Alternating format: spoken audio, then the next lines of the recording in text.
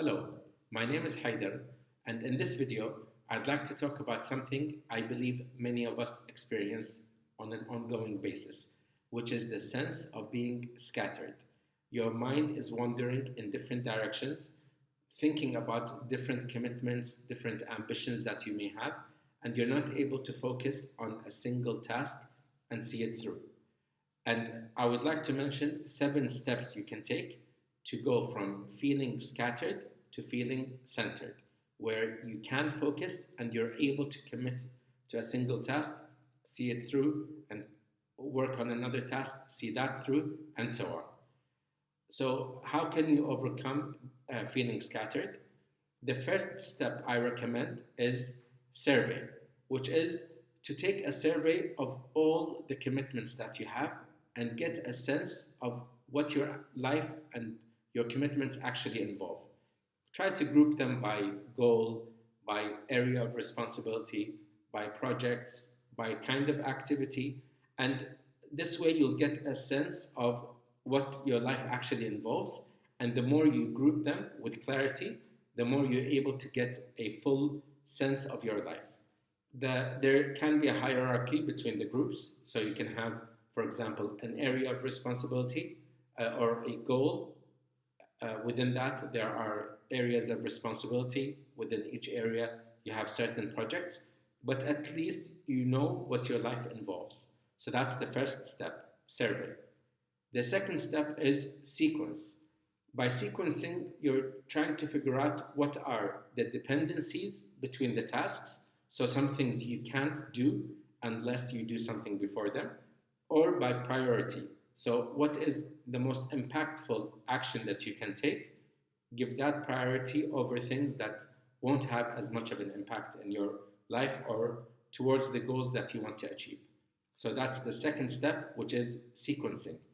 A really important point about sequencing is that you don't need to have full clarity about all your commitments. You just need enough clarity for your current commitments, and then everything else can be slightly vague. It doesn't have to be fully fleshed out. But this brings us to the third step, which is the sprint.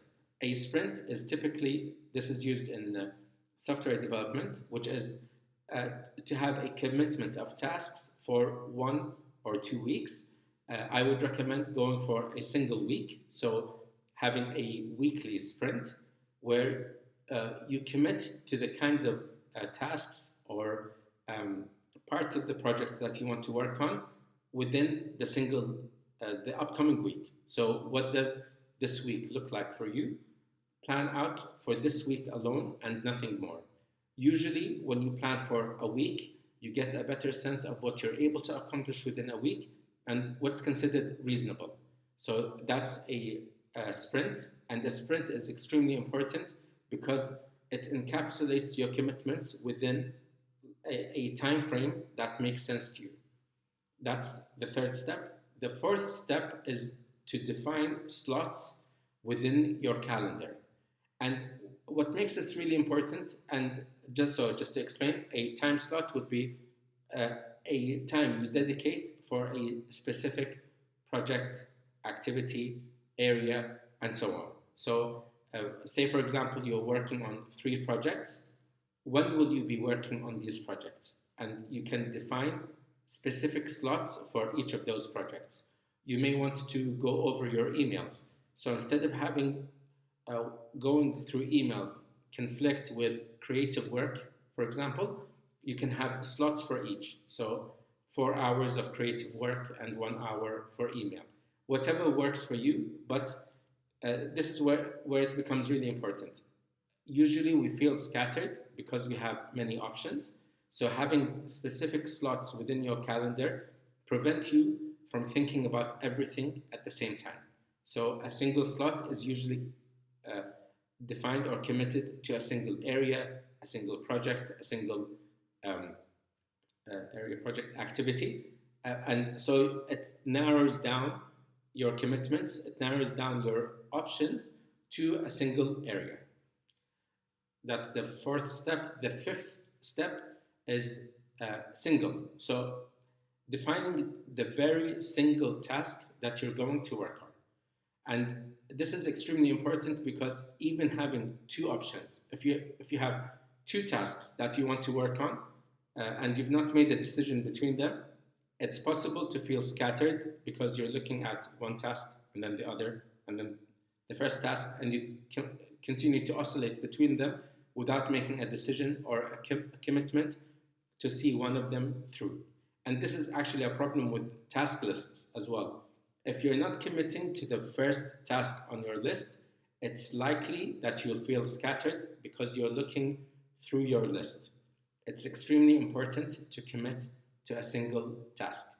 So I usually use something like this. To be honest, I'm not that consistent with it, but this is something that I keep on my desk, and usually it's a small piece of scrap paper that I put, but with a single task. I can stack, so I can have other papers that go behind it, that with each task on a single piece of paper. So that way, whenever I'm done with one task, I can move on to the next and the next. But the focus is always on a single task. This is extremely important to feeling centered and being able to achieve the state of flow, which is being immersed in a single task rather than dividing your attention across multiple tasks and multiple commitments. So that's the fifth step. The sixth step is getting a sense of your senses. So going back to your body and noticing how you're breathing. If your breathing is shallow, it might mean that you're feeling anxious, and feeling anxious about a task means that it's very likely you'll resort to distractions. So getting a sense of your body, your breathing, the tension within your body allows you to remain calm and focused within the task that you've committed to completing. So getting that sense is extremely important, and you can actually work on your physiology to deal with the stress instead of having to think about your feelings. Getting a sense of your body allows you to identify what you're feeling, and releasing the tension within your body allows you to feel, you become more open to feeling centered. That's the sixth step. The final step I would highly recommend is to smile. Because if you don't smile, if you're not encouraging yourself to be positive about the tasks that you're dealing with, it's extremely easy to resort to feeling negative and allowing that spiral to drag you with it. I have so much work to do. We continue to repeat this to ourselves. I have so much work to do. I'm feeling stressed. I'm feeling overwhelmed. But allowing yourself to be positive about the tasks that you want to complete encourages you to remain centered and focused. So these are the steps that you're able to take in order to move from feeling scattered to being centered. And each one is trying to bring you to a greater level of focus until you reach the single task that you want to work on. And then once you're working on that single task, you want to get a sense of your body, your senses, as well as keeping a smile on your face so you can remain positive and committed. I hope you found this useful, and if you want to be notified of upcoming videos related to personal development as well as professional development and other interests I may have, feel free to subscribe to this channel. Thank you for watching.